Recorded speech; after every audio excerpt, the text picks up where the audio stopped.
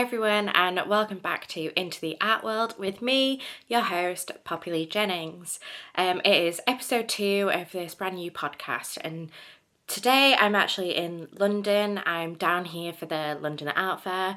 But before I talk to you about everything that I've experienced, which I will do very, very soon, I wanted to talk to you a little bit about my roots, where my art has come from, where my career has been, to give you another perspective on what the art world is or can be, how the art sector is navigated through different avenues, basically.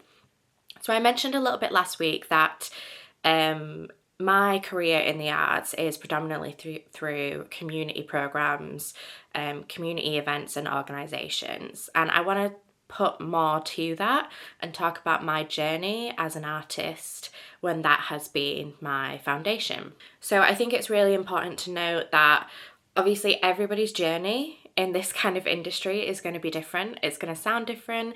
The experiences are not always going to be the same, but I think it's nice to be able to share that with people, to also recognise our differences, our different avenues and experiences, especially coming from a perspective of not being within the art world, but having some kind of curiosity about it and what that can mean for different artists. First of all, me, I'm a working class artist. I have a working class background. I went to university. I have a master's in English literature, and I worked from the age of 16 in order to support myself and my education. After university, I worked in publishing, decided that it wasn't for me, and ended up working in community creative events and with different creative agencies and industries. So I think that my experience working in community art has definitely guided my path as an artist. And to explain that a little bit better, so through working as a project manager for a particular company in Leeds, I got to work with different creative companies and explore different ideas, provide my opinion on various different creative projects, while also doing lots of admin and management style work. But what that did was it gave me a relationship with a creative arts venue, which introduced me to new ways of experiencing art beyond the kind of typical well-known gallery exhibition kind of experience. While working for these different creative projects, I started doing some marketing and project work with a venue in Leeds called Left Bank, which is where I recently had my first solo show. And I think it's really important to highlight the amazing work that different community arts venues do, especially because the funding for community arts it's dwindling, and it was already pretty much just really not great for a lot of different cities. Funding for community arts projects relies on the councils and the governments in our country in particular. I know it's not always going to be the same in different countries, but it's not good. The government rarely sees value in contributing to community arts programs. Unfortunately, that's just the situation that we have and have had for a very long time. It's also replicated in the general public's opinion of the arts and what should be supported and what shouldn't. A lot of people have been raised to believe that the arts is not something worth investing in when we have so many other things that are without funding and money in order to improve various different cities. Unfortunately, that is a rhetoric that is very intentionally taught to people, and I see it from lots of very different perspectives because of the work that I've done in that sector. So I've organised and been a part of curating exhibitions, community events, community projects across the city, which has meant that I've been able to build relationships with lots of different artists, lots of different organisations, and I'm very grateful to have had that connection, because it's probably led to quite a lot of the opportunities that I've had within that time. I started to really see myself as a serious artist a few years ago, after COVID, or actually no, during COVID. I had a rough time. I worked on a low contract despite working full time, which meant that that company, in the beginning of lockdown, decided to pay its staff its contracted hours rather than hours worked, which meant that a lot of us in that position went from earning 40 hours to earning 8 hours, and then earning 80% of 8 hours a week. So it was a really detrimental experience for a lot of different people working similar jobs to me. At the time, I was working in retail full time to support doing my master's, because master's programs aren't funded unless you are lucky enough to receive a scholarship of some kind, and I was not one of those people. So yes, I decided to start selling art prints of my work in order to try and raise more income for myself. It was very difficult. He ended up having to take a month or two off university so that I could find another job and work more hours in order to supplement the income that I had lost. Eventually, thank God, being able to go back to my master's dissertation and continue the various essays that I was working on without too much of a disruption.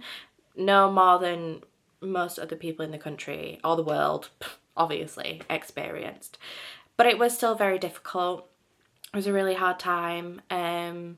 And yeah, but it led me to paint more and to see what was attractive in my art to other people and how I might be able to market that and sell that. And it was a really wonderful experience. I jumped immediately to giclée fine art printing. I think because when I decide to make a product or lean into a particular type of material, I do my research and I explore what that means and what the different costs are. And instead of mass producing art prints on low quality stock paper, I went straight to the fine art aspect of it. So I was making giclée art prints and selling them at a decent amount. I think I was selling them for like 15 to 20 pounds at first, and then gradually that increased as they became more popular. So I started selling art prints through Etsy, back when Etsy was still very much supporting the creators and the artists of the world.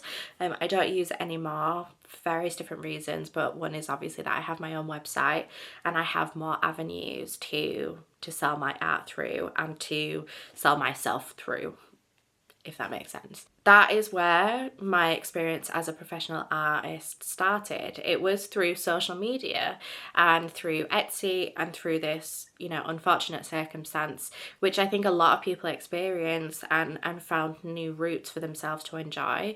I think if only one thing came out of the pandemic and the experience that we had, it was that a lot of people turned back to craft and art and building something for themselves that was beyond just working and living to work and that kind of thing. So I am in part grateful for that.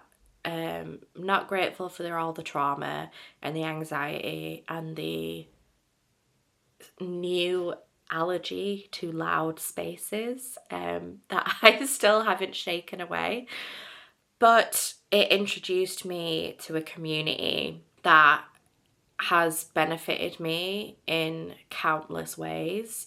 It introduced me to so many people on social media and gave me a platform to develop that I had never expected to to have before then. And as well, I want to highlight that the kind of stuff that I was selling it's not that it wasn't good. Like, I still look back at my art and, you know, it was a very it's naive and it's new and it's young in its development, but they were selling and they were doing well, and I had my friends and my family supporting me through buying my art, and that was a really wonderful experience, despite all the stress, of course. But what that did is that it introduced me to a version of the art world that was community driven.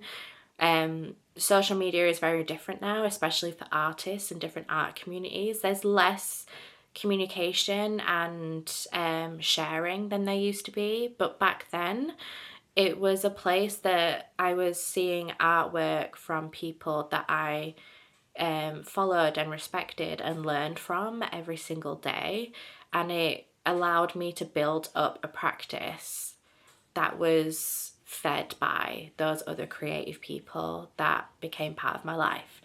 And that's a really wonderful thing to be able to say. Leading on from that and developing that practice, I was able to develop my craft. I was predominantly working in watercolours and doing botanical and mycological illustration. It started out as fun. I didn't really know anything about any of the species that I was working with, but it allowed me the space to develop that while enjoying a new medium for me, because before that I had been an acrylic and an oil paint artist, and that was kind of it. But I was in a position where I couldn't use those mediums, so I moved on to watercolours. It was safer, you know, it was less likely to damage anything or cause any kind of fuss, and that is what I kind of turned towards. So I developed this practice in botanical and mycological illustration. I was painting so many mushrooms. I honestly couldn't even give you a number of how many mushrooms I've painted in the past 6 years. But that gave me a foundation for, you know, people that enjoyed my work as well. They knew what to expect from it, and it allowed me to build that community and to expand on my love of mushrooms and nature, and that's what I took into that community, and the community that I continue to grow and develop over time. So after developing that Instagram portfolio and community, I was then able to put that experience and that knowledge into teaching workshops and going to art markets. So the first time that I sold at a maker's market, I should specify that, because obviously there are art markets that are regarded in a completely different way to the ones that I'm talking about, and that is specifically craft fairs, art markets that are local markets, curated either by venues or community-based organisations that are putting on these fairs for customers to come and buy from local artists. So I had my first art market just after the first lockdown was lifted, which was, I think it was August 2020, I think. I had just moved back to Leeds. I had spent lockdown in Cardiff in Wales, where I was studying my masters. I developed this Instagram community. I was working in the community arts, and I was working with this venue, Left Bank, who had started doing creative markets. And my first experience was sharing a table, and I didn't actually even apply.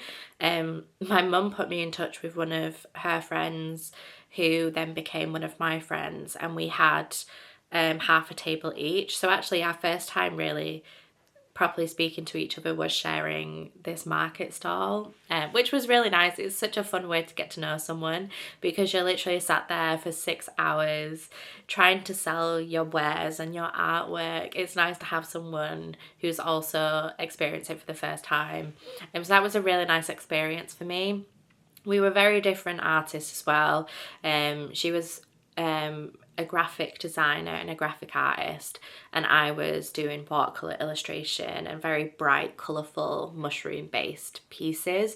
We had half a table, and we basically just laid out our things on the table. We didn't have a card reader, any way to take payments. We wrote down our PayPal details on a piece of paper, and that's what we had. That was how our stall was built. So it was very naive, but also nice, because like nobody goes into doing that kind of market with these huge structures and massive amounts of artwork and products to sell. Everybody that I know that has gone into this sector through these local art markets has had very much the same starting experience, and it means that there's a shared experience there for all of us to talk about and reminisce about. I have friends that I'm really close to that I met through doing these markets with them, and it is such a wonderful experience, and it really is one that I would advocate for all artists to do when starting out. I think it can be really daunting to apply to makers markets and to think about, you know, the cost of that. Like, it's not cheap. A lot of markets, you know, like some markets I've done for £20 a table, some I've done for 40. The most expensive ones that I've done have been £70 or £80, but those are ones that I've done later on in my career, because I've built up confidence in myself and my artwork and my products, and also confidence in making that money and understanding how that process works. So starting out small and getting in touch with a local venue, applying to a local one that you see that has a lower price point, absolutely recommend, because also it gives you that opportunity to grow and start small and build up as you go, and it's such a wonderful experience. I think everybody should have that.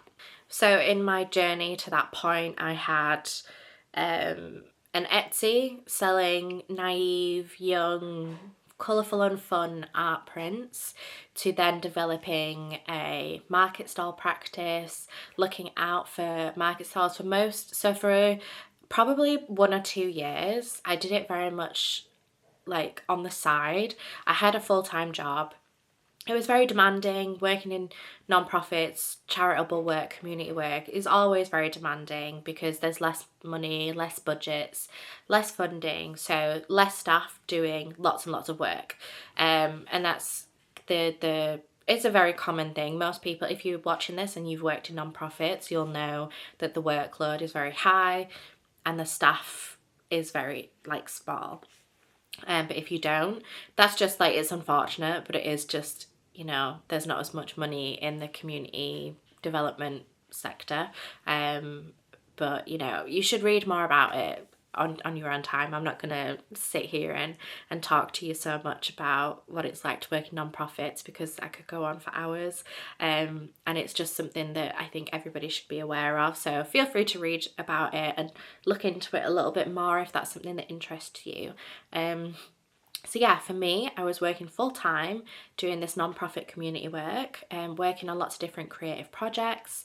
I did everything from managing tenancies at a creative office space, like showing people around the building, showing them different studios and office spaces, managing the admin for the applications and the contracts, and being that middleman for clients and my bosses. I did everything from that to helping put together the interior designs for canal boats for a start-up canal boat holiday company, which was so much fun. Getting to put my creative mind into designing personalities for 3 different canal boats was really, really fun. I had a great time doing that job.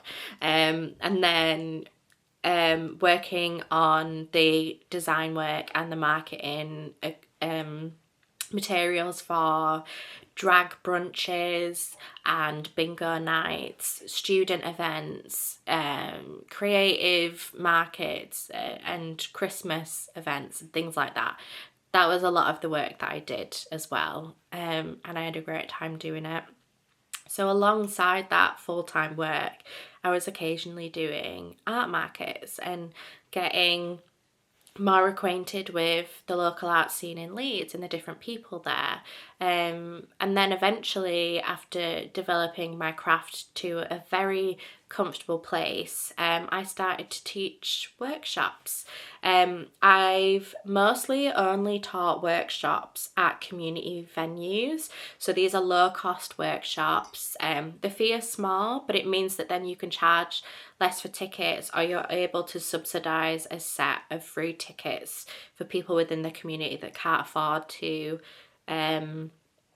go to those workshops any other way. It's a practice that I hope that I can always do, and I feel very grateful to be able to have that opportunity. So that's what I started to do. I've taught workshops on how to paint mushrooms with watercolours. I've taught plant pot painting workshops, lots of different types of workshops that are for beginners or people just looking for a fun, crafty day. And that's a really nice avenue into sharing your craft with other people as well. You build up relationships with customers who then may not have known who you were before booking onto that class, but go away knowing more about who you are, the kind of work that you do, and hopefully gaining new interest and new love for doing that craft themselves. So that's a really great other way to be involved in the community arts sector. So beyond, the markets and different creative events, teaching workshops, especially in areas where the majority of people don't have access to those kinds of things. I didn't have as much access to those things when I was young, so it means a lot to be able to give back to similar communities and share these crafts with different people, children, families that couldn't afford to pay for it at major institutions. So yeah, it's a really lovely thing to do, and it's always fun. I think it can be quite nervy if you aren't used to teaching or talking or having a very customer facing role, but highly recommend. It is a lot of fun. A huge benefit that comes out of doing art markets and workshops with local venues, especially ones, well, particularly ones that have gallery space and exhibition space, is that you build a really good relationship with the people that run various different projects there. So obviously Left Bank is a really particular one for me because I've done a lot of work with them. They are absolutely my favourite venue in Leeds. I'm very close to a lot of the staff there now, having worked with them and remained close to them after not working with them anymore. And what it did for me is it introduced them to the kind of work that I do. It showed them a level of commitment that I had, and then it opened up opportunities for me to submit to exhibitions that they were running. They're always very community focused as a venue, which means that a lot of the people that they exhibit are from that community, from the city, and they build relationships with the people that exhibit with them for the long term as well, which is really great, and it makes them a really wonderful venue to be able to work with over time. There are lots of different ways to keep tabs on your favourite local venues as well. And I use a website called Curator Space. I also follow a lot of them on Instagram. So most of the time when I'm seeing local exhibitions, it's because I've already followed those venues online and I'm able to see what they have coming up, see when they have open calls, because they're open to everyone, you obviously don't need to have a relationship with that venue to be included in it. But I think it's always nice to still let them know that you are there and that you want to maintain a good relationship with them. So doing markets with them, having them be familiar with your work and the way that you talk to customers, and enjoy those relationships, introduces them then to how you would be as a workshop host. And if you want them to consider you for any upcoming classes that they might be organising, or that if you want to put something on in their space, they already know what kind of person you are, which gives them faith in how you will treat customers and workshop attendees. And the same goes for being part of their different exhibitions. They know your name, they know your art, so they're more likely to consider you, especially when they're planning future exhibitions with different themes or projects working with multiple artists. They keep you in mind, and then you're on their list of people to be involved with. But I think as well, one thing that really helps when looking for different exhibitions to submit to is that if you already have a good relationship with a venue or you already like them, you feel way more comfortable with submitting your artwork to them because you know what kind of people are going to be looking at it. I know how scary it can be to consider sending out pictures of your artwork or contributions of different, you know, like if you're a video artist or an audio artist. There are so many different challenges that come with submitting that artwork to people that you've never met, people that you don't know, who are just part of a selection team putting together this exhibition. But before you get to that stage and are just submitting blindly to different exhibitions, you can build up the confidence in yourself by having these relationships with local venues as well. And I really do think it's invaluable to you as an artist because, you know, the more rejections you get, it does hurt your confidence and your ability then to feel comfortable sharing something as personal as a piece of artwork with a stranger. But when you already have a place that knows your art, displays your art, and lets you contribute to exhibitions that they organise, it completely changes your experience as an artist, and it makes it so much easier to then develop relationships with other unknown galleries from who are in different parts of the country or might even be international. After having my artwork in exhibitions in Leeds with like different like communities that I know, different venues that I know, it then enabled me to have the confidence to submit wider, to submit to open calls with exhibitions and gallery spaces across the country. So before I talk a little bit more about that process, I definitely just want to touch on another experience with like local community arts programs and communities that have definitely developed my experience submitting artwork. And it was through work. Again, it really does benefit you to have that relationship professionally with different venues, and I know that not everybody will, but I want to share what that was like for me. And through work a few years ago in 2022, so about 3 years ago now, someone who had been familiar with my work because we'd built a relationship up professionally and then obviously connected via social media and online, put me in touch with someone that they knew that was organising a group art show. And I had not really been, I guess, very familiar with individuals organising art shows, renting out a space and putting on an exhibition themselves. That wasn't really something that I really considered as possible. My experiences within that kind of arts world was through community art programs and things being run by venues and spaces, and the majority of the work and the funding going through a professional body, I suppose. So when this person got in touch with me, who is a really fantastic local artist, works a lot in community arts groups, organises projects across the city, works with different venues for outreach and teaching and contributing to growth in various different communities across the city. They got in touch with me and asked me if I wanted to be a part of this group show. And when you apply to different exhibitions, the majority of the time there will be a submission fee.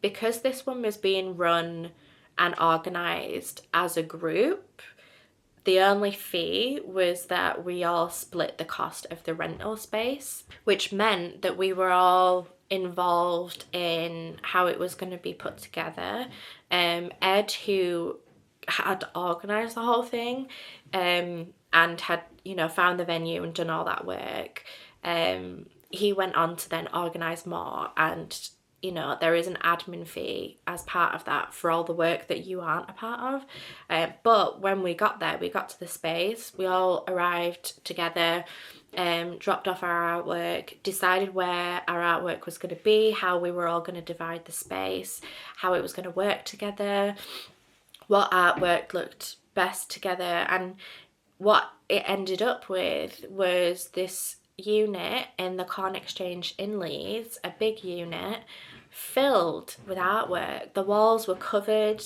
in paintings and works on paper. There were huge pieces, small pieces, sculpture work. There were some paintings leaned up against the wall.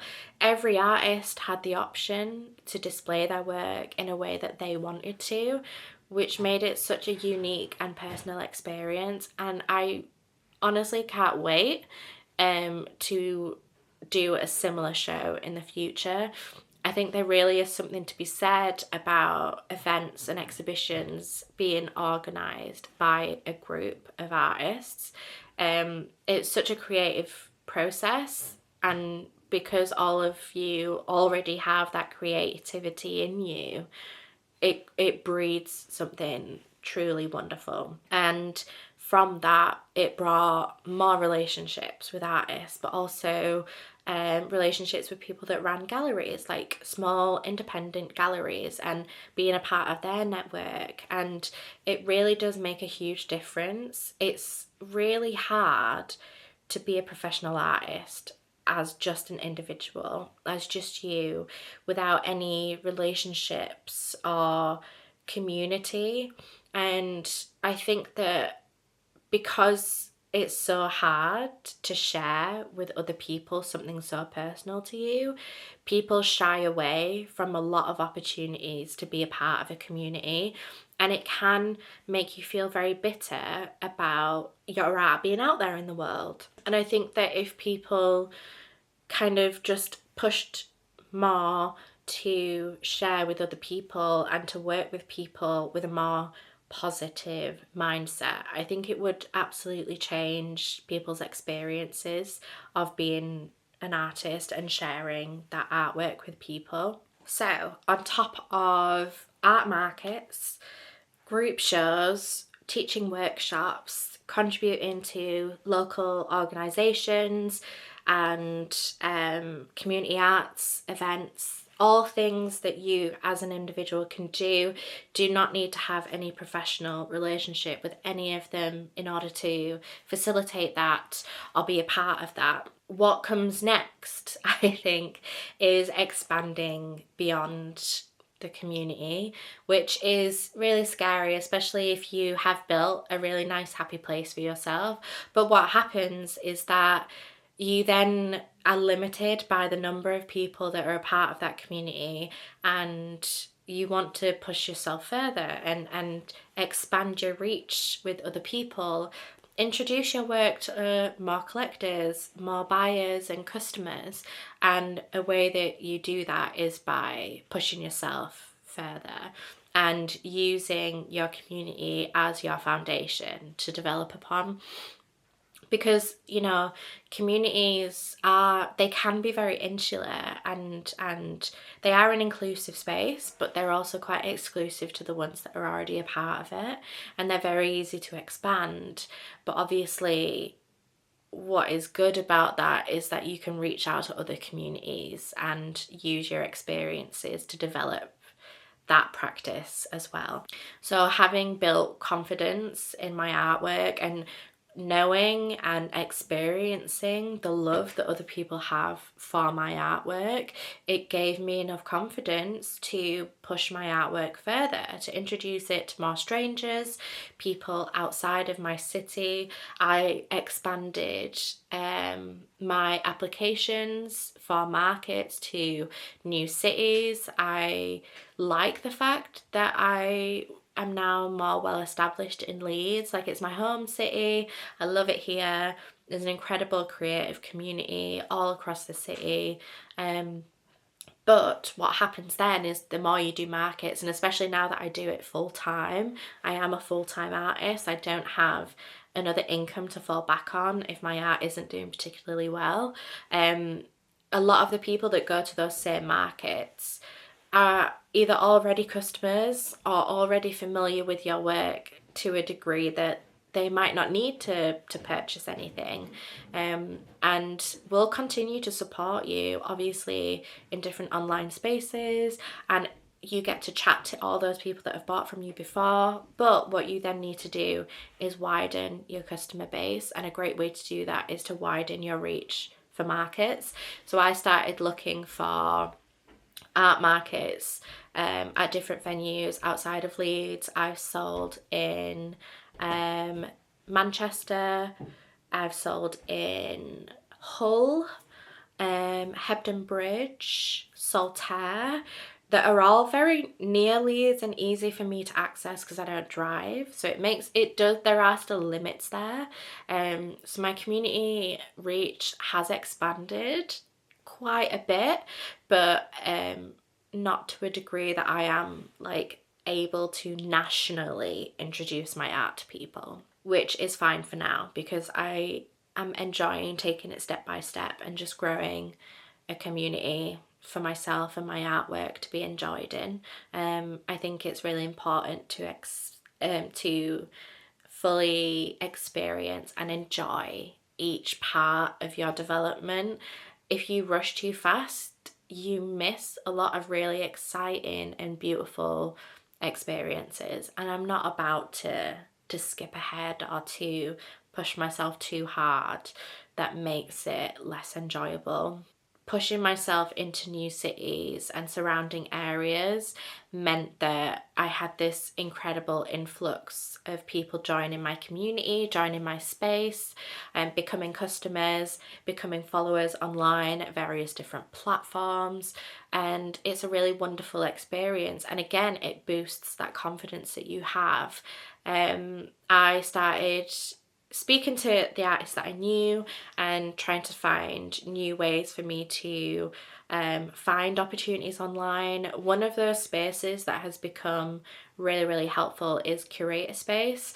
I think it might be UK based. I'm not entirely sure. All of the opportunities that I see on Curator Space are based in the UK, so it might just be, but it is one version of many, many, many different spaces that post experiences and opportunities for artists. So it is not limited to just this one platform, but it's one that I use quite a lot. And it shares open calls for exhibitions. It shares call outs for studio spaces, for workshop hosts, a whole host of different categories that benefit artists and their professional development. And I would recommend it to anybody in the UK if you haven't heard of it already or haven't used it, because I'm regularly getting updates to my inbox with opportunities that sound amazing. I don't apply to all of them because it's a lot of work, especially if a lot of different experiences are themed and you don't necessarily already meet a brief. Even if it is something that you are really excited by, you might not have the time to submit a piece to everything, but it gives you a really good idea of what's out there, how many different galleries there are, which galleries you can then go on to research and realise you would be a really good fit for in the future. So that is another space that is introduced via community that I think is really beneficial, and you should absolutely get involved in their different call outs when you see them. I think that I think it's important to be wary of different opportunities, especially when they don't give very much information on sales and commission rates and things like that. Always kind of be looking out for opportunities that explain everything in detail and don't leave anything unsaid. So yeah, it's always something to explore, talk to other artists about, see if there are different things for you to look out for. For me, it's looking at opportunities that are linked to a well-known venue, gallery, or community or organisation. So look into their social media channels, see how they advertise these different events, and if it would benefit you to send artwork. There's always a risk involved, but you have to have the confidence to participate despite the risk.